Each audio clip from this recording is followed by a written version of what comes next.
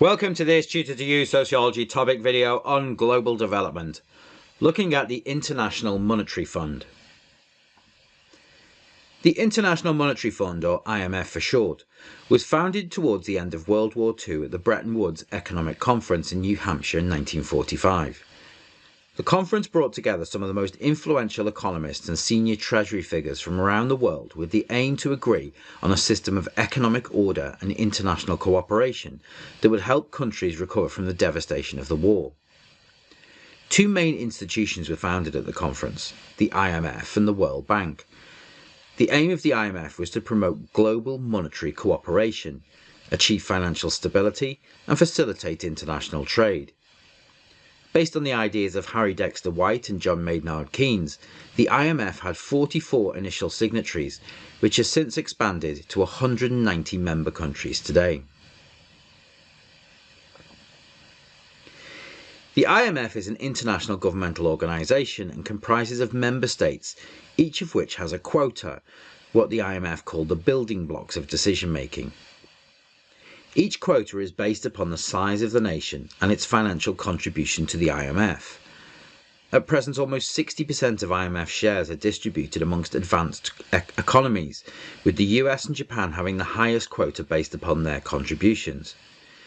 These member states will collaborate on economic policies and offer short-term aid in the form of loans to member states that require assistance. All aid is distributed on the basis of a vote, and the wealthier nations who contribute more to the IMF have more votes to cast, and therefore more power to influence decision making.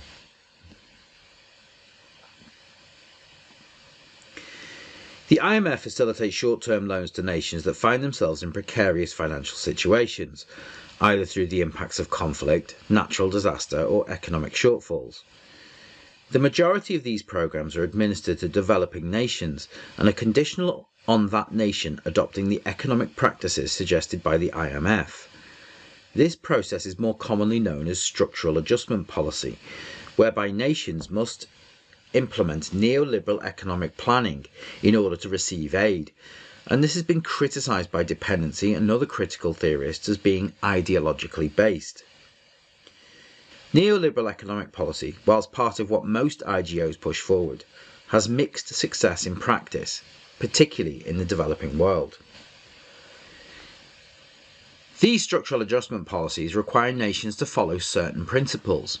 Firstly, nations should look to become economically self-sufficient.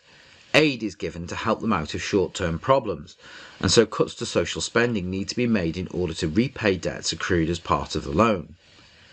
This includes cuts to healthcare, education, and agricultural subsidies. A second condition is that nations should adopt free trade policies, that is, to allow the import of foreign goods into the nation. This creates competition, but could potentially price their own producers out of the market. And a final condition is that they should look to privatise services once provided by the state. Education, healthcare and infrastructure development, which are often contracted out by governments to Western TNCs who are given lucrative contracts to complete the work or provide a service. There are many critics of the IMF. Former World Bank economist Joseph Stiglitz suggests that the IMF are agents of a wider neoliberal agenda that looks to spread the influence of Western TNCs and harbours greater global inequality as a result. Chang goes further, suggesting that the charitable face of the IMF hides the fact that they are bad Samaritans, lending money and crippling economies with debt while simultaneously removing the means they have to pay it back. Hoogveld also argues that the IMF is less humanitarian, suggesting that the use of structural adjustment policies gives developing nations no option but to do the bidding of the IMF in times of crisis.